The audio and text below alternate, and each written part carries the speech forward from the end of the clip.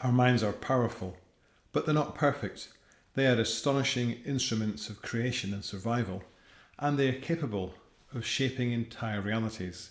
Yet they are equally capable of sabotaging our best intentions. Every day, the human mind weaves a story about who we are, what we can do, and what the world is like. But that story isn't always true. Hidden within it are distortions, fears, and inherited assumptions that quietly guide our choices. It's easy to imagine that the greatest obstacle to success or happiness exists outside of us, in circumstances, other people, or luck. But the truth is far subtler and far more intimate. The real battleground lies within. In a world that moves faster every day, where information pours into our minds through glowing screens and endless notifications, the ability to master one's own thoughts is not merely a luxury, it's survival. This is the modern battle for our minds. We are surrounded by forces that compete for our attention. Algorithms that amplify outrage, news cycles that feed on fear, and social dynamics that reward conformity over clarity. Every moment our inner world is being shaped, sometimes manipulated, by what we see, what we hear, and then what we believe. And unless we learn to see these hidden mechanisms clearly, we risk living as prisoners inside our own mental programming. So our brains evolved for survival, not for truth. They are built to make quick judgments, to simplify complexity, and to protect us from uncertainty. In prehistoric times, this was useful. We can react quickly to a rustle in the bushes, and that means the difference between life and death. But in the modern world, where most threats are psychological rather than physical, those same mental shortcuts can backfire. Cognitive biases are like invisible filters that distort how we interpret reality. They shape not only our opinions, but also our sense of identity and possibility. Take confirmation bias, for example. This is the way we tend to notice and remember information that supports what we believe already. So we dismiss anything that contradicts it. In an age where digital algorithms feed us personalized news and social media echo chambers, confirmation bias is amplified beyond anything our ancestors could ever have imagined. We no longer just hold opinions, we live inside them. Then there's negativity bias, our brain's evolutionary habit of giving more weight to bad news than good. Once upon a time, this bias kept us alert to danger. Today it keeps us anxious and mistrustful. Scroll through your phone and you'll see what I mean. Disasters, scandals, and crises dominate headlines because bad news captures attention. And the more we consume it, the more the world seems hostile or hopeless. The mind, exposed to these danger signals constantly, begins to perceive threat everywhere. This isn't merely a passive reaction, it's conditioning. The constant stream of bad news trains our brains to expect catastrophe, which fuels a fear-based narrative, a subtle, continuous whisper that says, "You're not safe, you're not enough, you should be afraid." And then there's anchoring bias. We tend to cling to the first piece of information we hear. In a world full of half-truths, this bias can trap us in outdated assumptions. We form an opinion based on one source or one impression, and from that anchor, all later information is filtered and adjusted. The mind, trying to stay consistent, resists changing course, even when the evidence demands it. What's striking is not that we have these biases, but that we rarely see them in operation. They shape our decisions, our relationships, even our self-image, all while hiding beneath the surface. They are the silent architects of our worldview. To begin mastering the mind, we must first notice the patterns that shape it. Awareness doesn't immediately dissolve bias, but it begins to weaken its hold. Seeing the distortion is the first act of freedom. One of the mind's cleverest tricks is disguising fear as reason. How often have you talked yourself out of an opportunity with words like, "It's not the right time," "I'm being realistic," or "perhaps later"? On the surface, those statements sound logical, but look deeper and you'll often find fear pulling the strings. Fear is an ancient companion.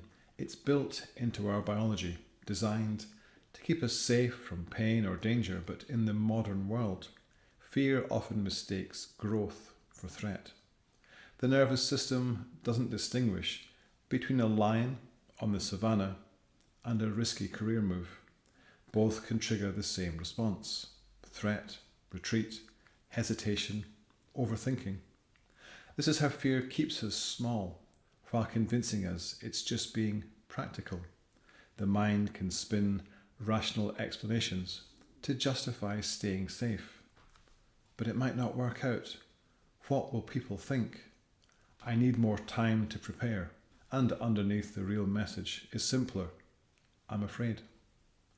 The increasing pace of modern life amplifies this tendency.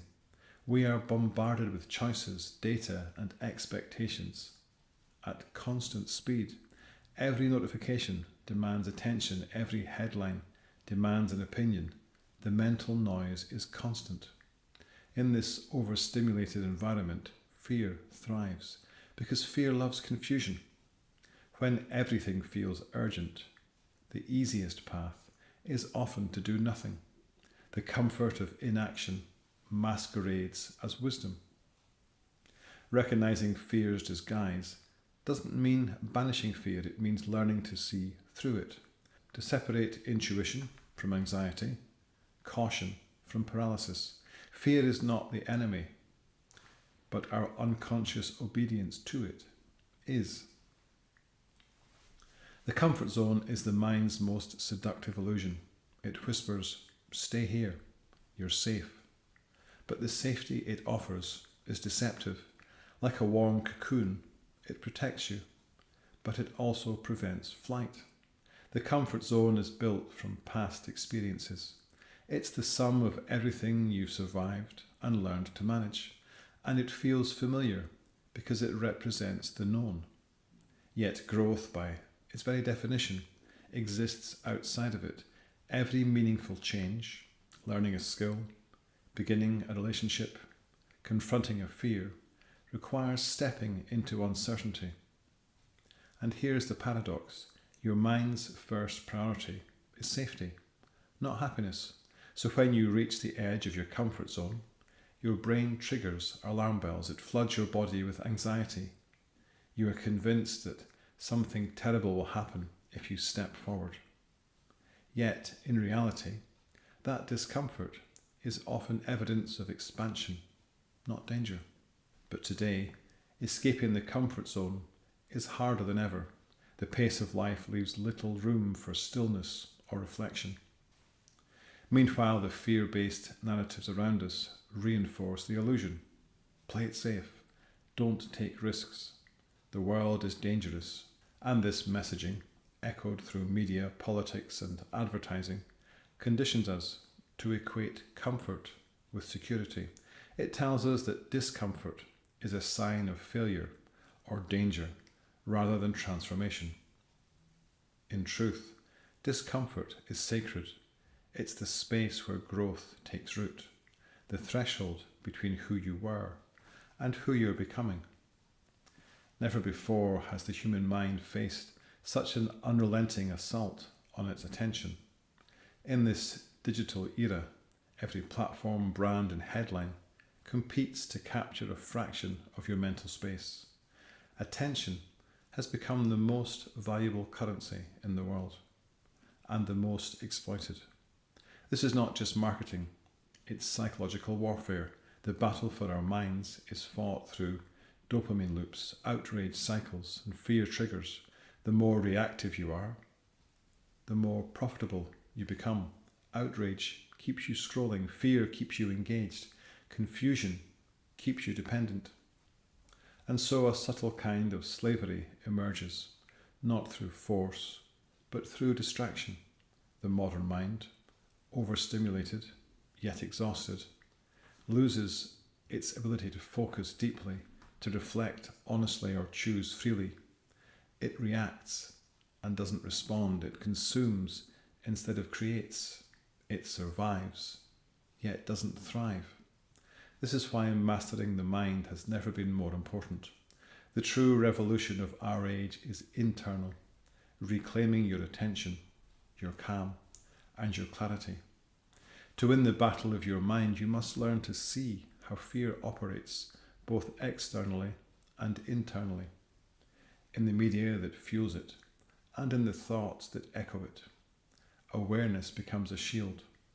Presence becomes a sword. At the heart of mental freedom lies a profound truth. No one can truly do anything to you without your inner consent. That doesn't mean we control everything that happens in the world. Far from it.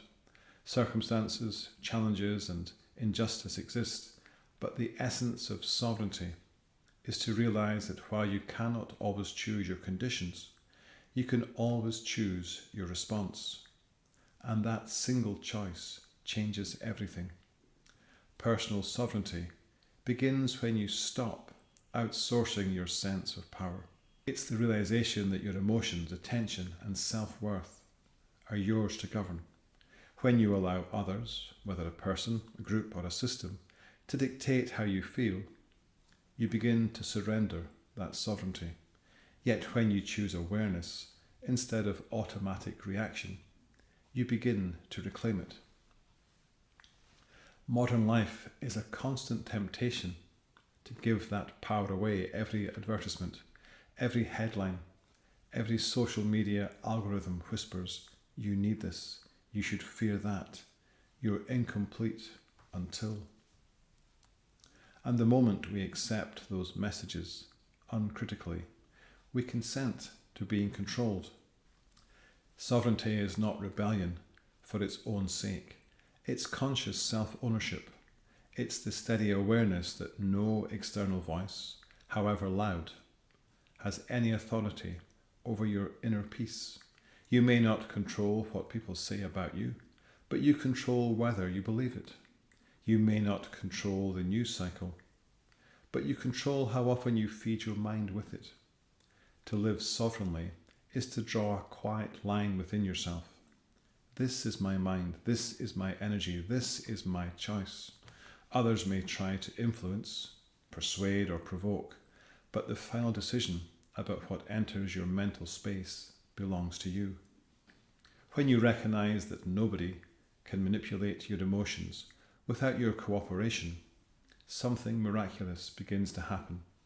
You stop being reactive, and you start to be creative. You stop defending yourself against life, and you begin to engage with it consciously. True sovereignty isn't isolation, it's alignment. It's not rejecting the world, but relating to it from strength and not fear. It's the unshakable knowing that your inner state is yours to command, that freedom begins not in circumstance, but in consciousness. Let's try a simple but powerful exercise. Think of a fear that might have been holding you back. It might be public speaking, sharing your art, asking for what you deserve, or simply saying no when you mean it. Now, instead of seeing that fear as a weakness, see it as an invitation. Fear only appears when something important is at stake, a dream, a boundary, a truth.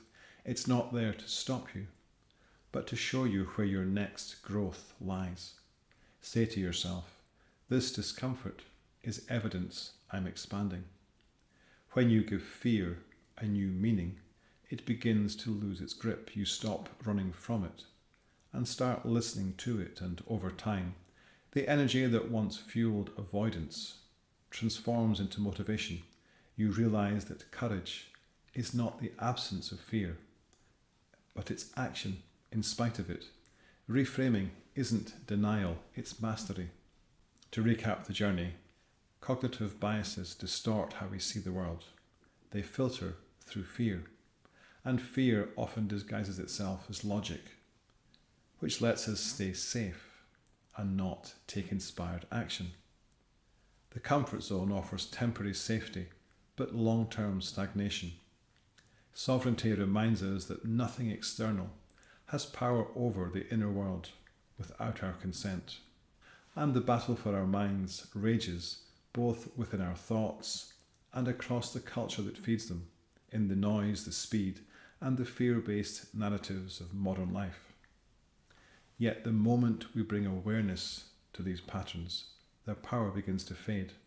The shadow of the mind cannot survive its light. Awareness is not passive. It's an act of rebellion. Every time you pause to question your assumptions, every time you turn off the noise and listen inwardly, you reclaim a piece of your freedom. You step out of the collective trance and back into presence, the only place where real choice exists.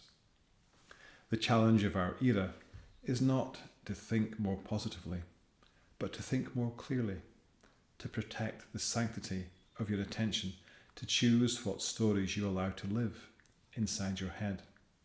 Yes, the world feels chaotic. Yes, the pace of life can be overwhelming, but beneath the noise, there is stillness, a part of you untouched by fear or bias.